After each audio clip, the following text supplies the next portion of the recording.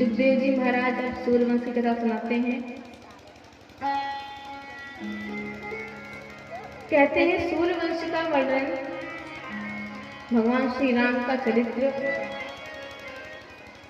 अगर 100 वर्षों तक भी बताई जाए तो भी कम पड़ जाएगा।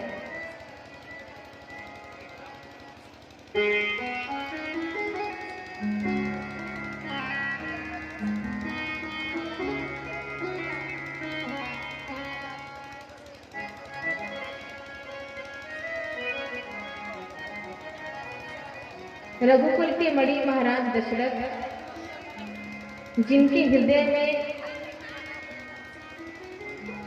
सारंग धनुष लिए भगवान श्री राम सदैव विराजमान हैं।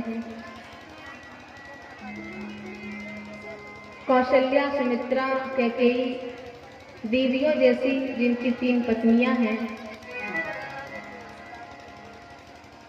एक दिन जीवन के चौथे पल में महाराज दशरथ को बड़ी ग्लानि हुई।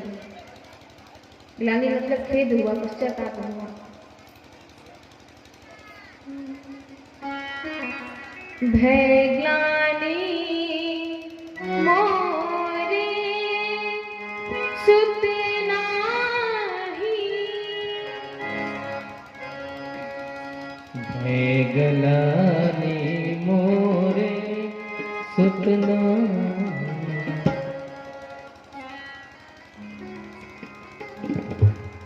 चौथे पल में खेद क्यों हुआ?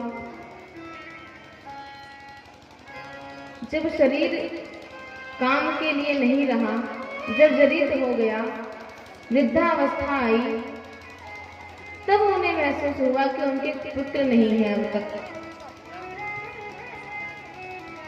क्योंकि अब तक उन्होंने प्रजा को ही अपने पुत्रवत पालन किया, सेवा करी। वो प्रजा को ही पुत्र की तरह मानते थे। इसीलिए आज तक उनको ये महसूस ही नहीं हुआ कि उनके पुत्र संतान नहीं है। और चौथे पल में ग्लानि इसलिए हुई कि मेरे बाद पुत्रवत प्रजा का ख्याल कौन रखेगा, इनकी सेवा कौन करेगा। ग्लानि हुई तो अपने गुरुदेव की शरण में गए, जाके अपने दुख को सुनाया। गुरुदेव भगवान ने कहा, राजन आप धैर्य रखिए और एक नहीं आपके घर में धरो धीर हुई है सुत चारी। एक नहीं 4 पुत्रों का संयोग है आपको, और कोई साधारण नहीं होंगे। तो कौन होंगे? बोले विदित त्रिभुवन भगत भयहारी। साक्षात भगवान आपके घर में पुत्र रूप में प्रकट होंगे।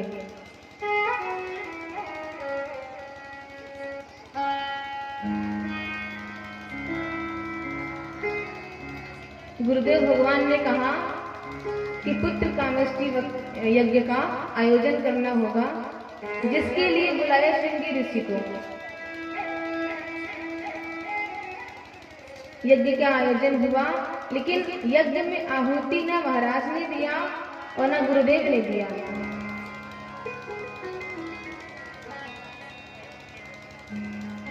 श्रृंगी ऋषि आए, यज्ञ प्रारंभ हुआ और यज्ञ में आहुति भी श्रृंगी ऋषि ने ही दिया।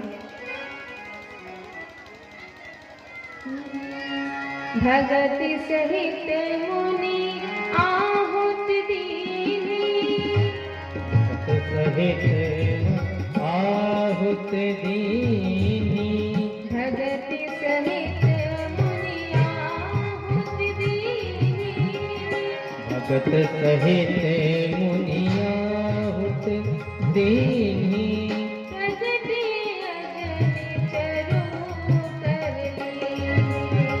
प्रगट अगर शुरू करनी। जो वशिष्ठ कछु हृदय विचारा, जो वशिष्ठ कछु हृदय विचारा, सकल काज सिद्ध तुम्हारा, सकल काज सिद्ध तुम्हारा। यज्ञ के पूर्ण होते ही कुंड से साक्षात अग्नि नारायण चरु प्रसाद लेकर प्रकट हुए। चरु माने खीर।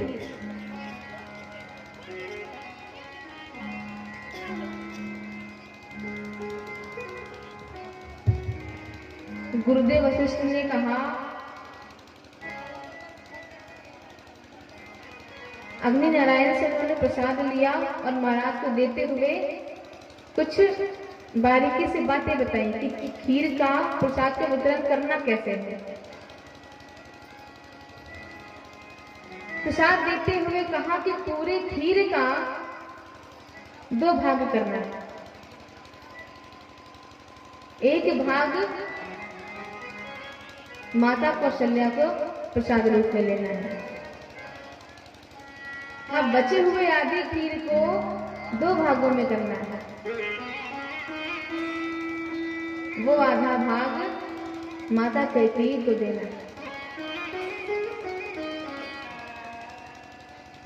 अब बचे हुए जो खीर आधे का आधा और फिर आधे का आधा जो बचा खीर उसको 2 भागों में करना है। एक भाग देना है माता कैकेयी को और एक भाग देना है माता कौशल्या को।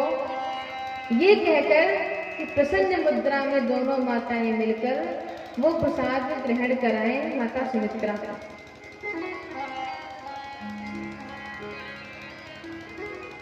जिस प्रकार गुरुदेव ने आज्ञा दी उस प्रकार महाराजा ने तीनों देवियों को प्रसाद को ग्रहण कराया। और 12 महीने बाद जादिनी तेहि हरि गर्भहि आए, सकल लोक सुख संपत्ति पाए।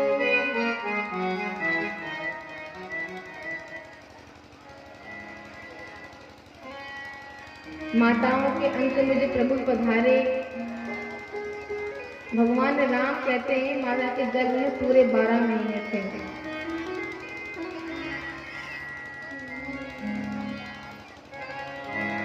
और 12 महीने बाद जब योग लगन ग्रह तिथिवार,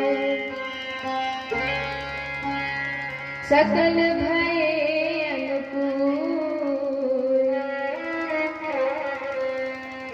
चर अरु अचर हर्ष जुट,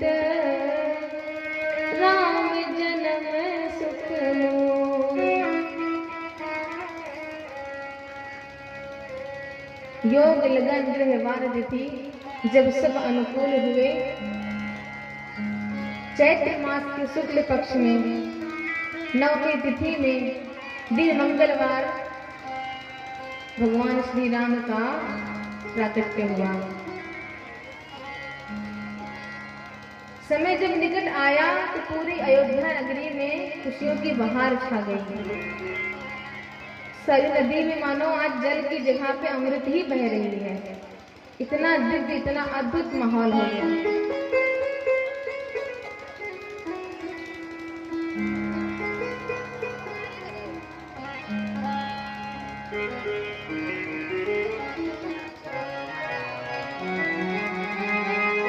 चारों ओर गीत और बधाई बजने लगे। भैया जी आपको सुनाएंगे।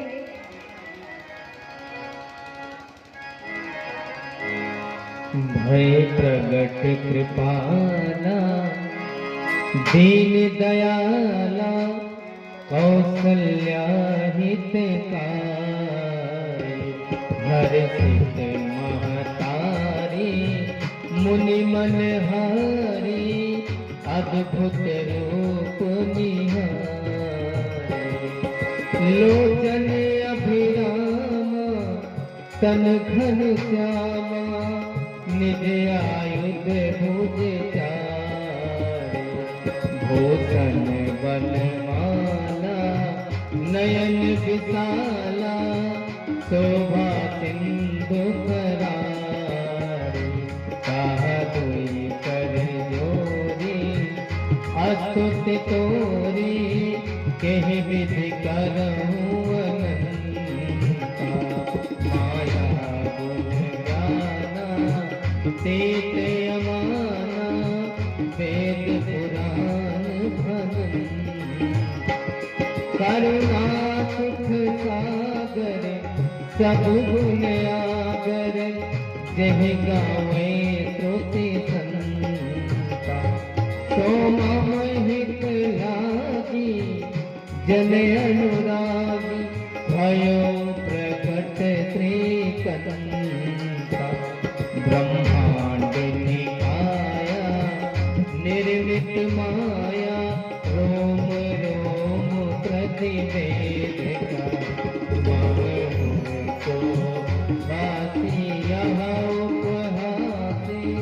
सुनत धीर मति धीर उपजा जब जाना प्रभु मुस्काना चरित बहुत विध की कहीं कथा सुहाई मात बुझाई जही प्रकार सुत प्रेम माता सुनी बोली सोमति डोली तजहु तात यह रूपा की सुनीला अति प्रियशीला यह सुख परम रूपा तुम्ही बदन सुजाना रोदन खाना हुई बालक तुरभू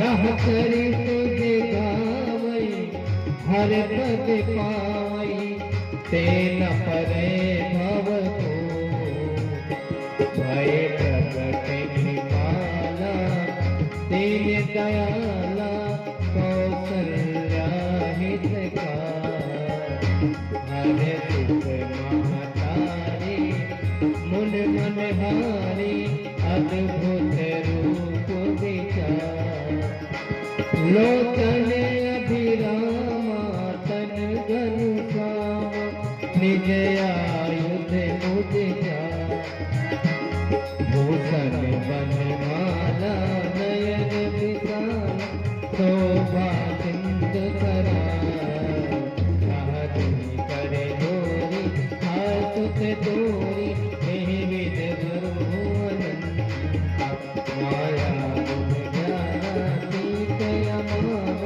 वेद पुराण बन करुणा सुख सागर सब गुण जहि गावे सुख संता सोम मोहित लागी जन अनुराग भयो प्रकट श्रीकंता ब्रह्मांड निकाया निर्मित मान रोम रोम प्रतिवेद मनोर शोभा सुनत धीर मत धीर उपजाय जाना प्रभु मुस्कान चरित बहुत विधि कहीं कथा सुहाई मात बुझाई जही प्रकार सुख प्रेम माता पुनि बोली तो मति दो तजहु तात यह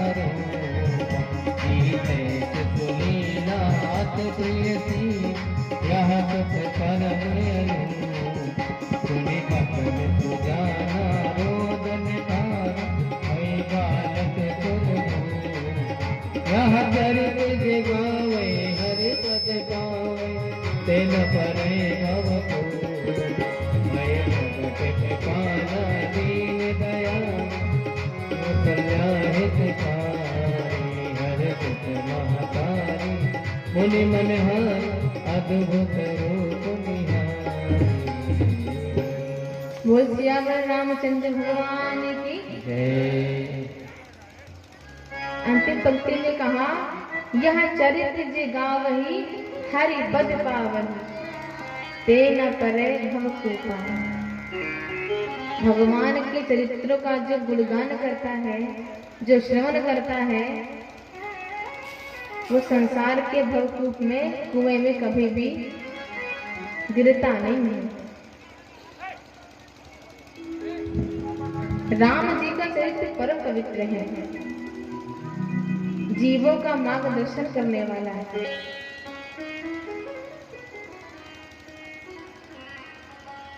विप्रधीन सुर संत हित लीन मनुज अवतार।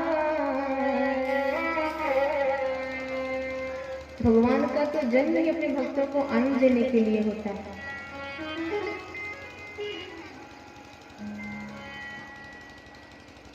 वो तो अब असुरों का संहार करने के लिए तो वो वहां बैठे बैठे भी कर सकते हैं, फिर अवतार लेने की क्या जरूरत है। कदम कदम पर राम जी ने अपने कर्तव्य से, अपने कार्यों से जीवों का मार्गदर्शन किया है कि धर्म का पालन करना कैसे चाहिए।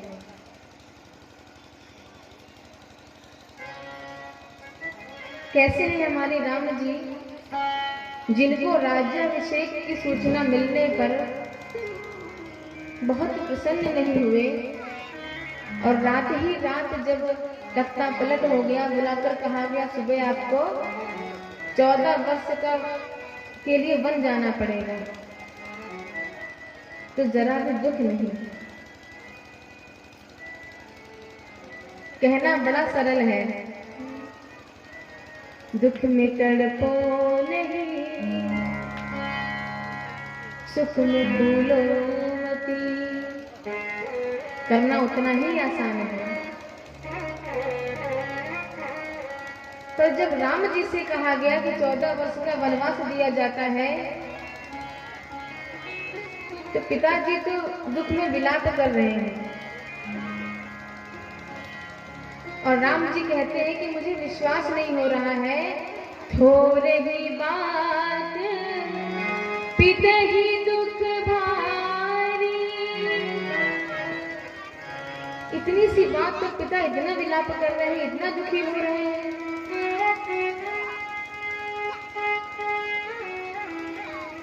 मोहे प्रतीत ना होय महतारी। मुझे तो उसमें कुछ महसूस ही नहीं हो रहा है।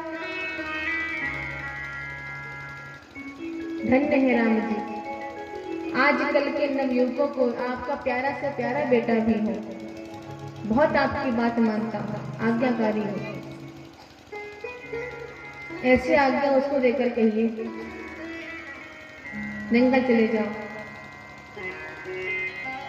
अगर बहुत संतोषी भी होगा तो इस हद तक कह सकता है कि राजपाट ना दो, जमीन जायदाद ना दो, कम से कम जंगल में तो ना भेजो। जंगल में क्या करने जाएं? भाई वचन दिया था राजा ने, वचन लिया था माता कैकेयी ने, तो जब लड़ाई भैया बाप की है तो बीच में हम क्यों पिसे जा रहे हैं? जंगल हमें क्या भेज रहे हैं? तो क्या ऐसी बातें घर में आपके नहीं होती? पर धन्य है राम जी, एक बार भी कोई ऐसा सवाल अपने माता पिता से नहीं पूछे। ऋषि मुनि धर्म की व्याख्या सिर्फ एक शब्द में कहते हैं रामो विग्रहवान धर्मा। जो राम जी ने किया है बस वही धर्म है। कौन सा धर्म नहीं निभाया राम जी ने? आज्ञाकारी पुत्र का धर्म, भाई का प्रेम एक बार भी सोचा भी नहीं। भाई का प्रेम कैसे दिखाया? भरत को राजगद्दी देकर। राजा का धर्म कैसा होता है कि आज कलयुग में भी इतने हजार वर्षों बाद भी राम राज्य की बातें होती हैं कि राजा हो तो राम जी जैसा हो।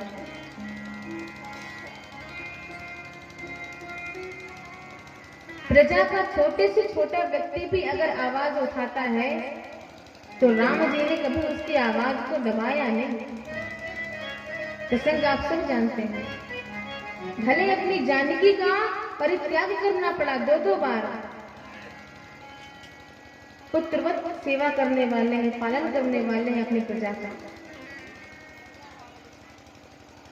प्रजा से कहते हैं कि मुझसे निर्भीक होकर बात करो।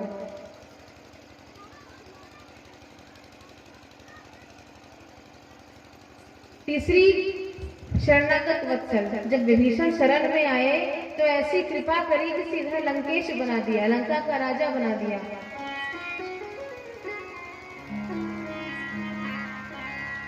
कि मैंने जिसको शरण दी है, जिसकी जिम्मेदारी ली है, जब शक्ति बाण चलाया गया तो भगवान राम ने अपने ऊपर ले लिया, पर विभीषण को कुछ भी न होने दिया, स्वयं मूर्छित होकर गिर पड़े।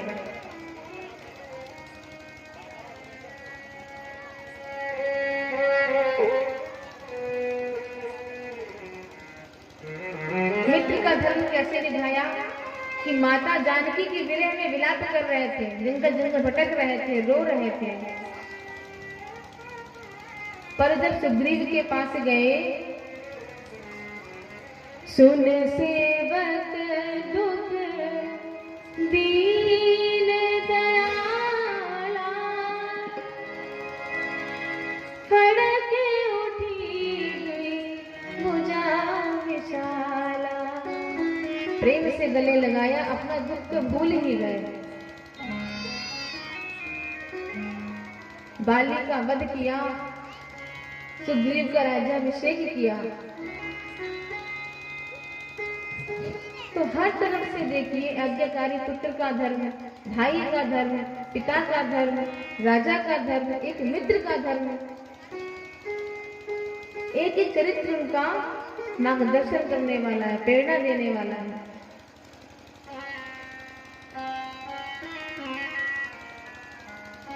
और उससे भी बड़ी बात लक्ष्मण जी का चरित्र। जब वन जाने लगे तो लक्ष्मण जी ने कहा, हम भी साथ चलेंगे, अकेले जाने नहीं देंगे। राम जी कहते हैं, देखो मैं चला जाऊंगा, छोटे भाई जो 2 है वो मामा के यहाँ गए हैं, तो यहाँ माता पिता हैं, गुरुदेव हैं, इन सबकी सेवा कौन करेगा? प्रजा की सेवा कौन करेगा?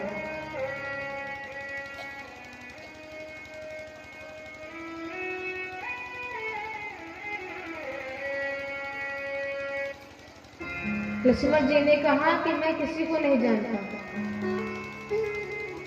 गुरु पितु माते ना जानो काहू। मैं गुरु माता पिता किसी को नहीं जानता। राम जी कह रहे हैं कि ये लखन जी कह रहे हैं कि मैं गुरु को नहीं जानता, माता पिता को नहीं जानता।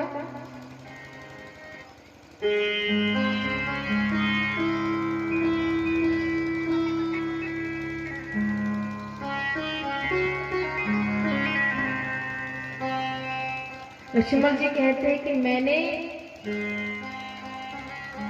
गुरु को, माता पिता को, सबको आप में देख लिया है। माता पिता गुरु अंतर्यामी, मेरे माता भी आप हैं, पिता भी आप हैं, गुरु भी आप हैं।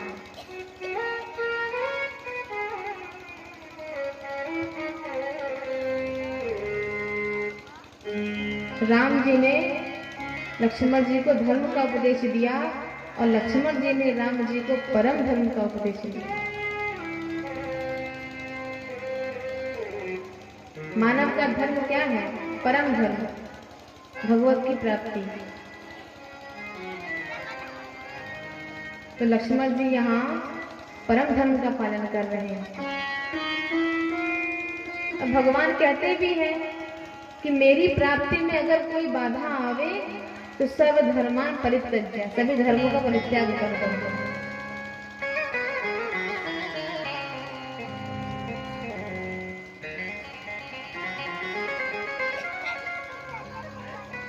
लक्ष्मण जी कहते हैं कि इन सब के बदले में मैंने सिर्फ एक को जान लिया है।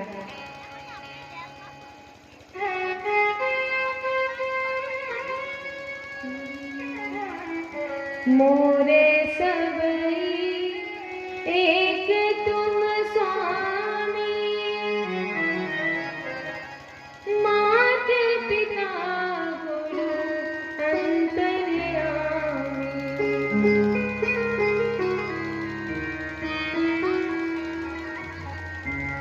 त्वमेव सर्वम मम देव देवा, मैंने सब कुछ आप में देख लिया है। मोरे सबई एक तुम स्वामी।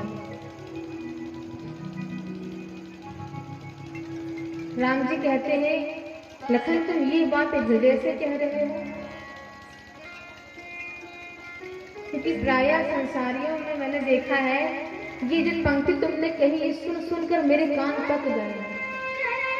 आरती में दिन भर गाते हैं, सुबह शाम रोज गाते हैं, त्वमेव सर्वं मम देव देव।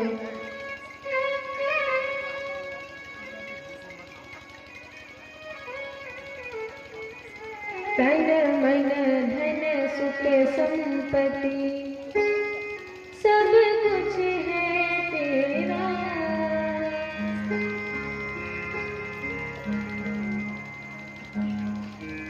वो भजनों में और कथाओं में तो कहते हैं कि तुम सब कुछ हमारे हो, तन मन सब तुम्हारा है, तुमको अर्पण करते हैं।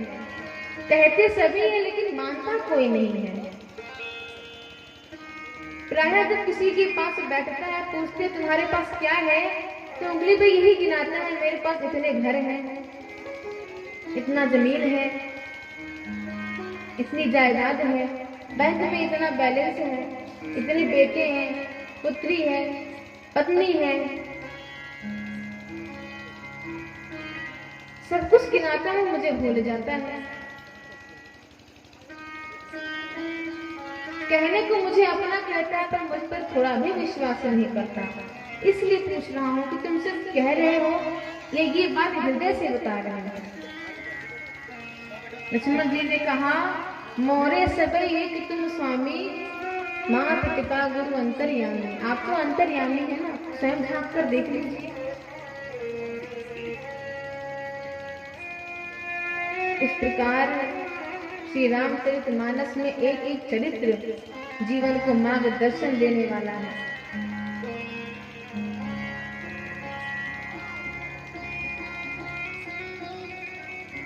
कि जीवन में अपने कर्तव्य को कैसे निभाना है। संसार में रह करके भी एक पति का धर्म, पुत्र का धर्म, पुत्री का धर्म, राजा का धर्म क्या होता है, कैसे निभाना चाहिए, कदम कदम पर भगवान राम जी ने हम सबका मार्गदर्शन किया।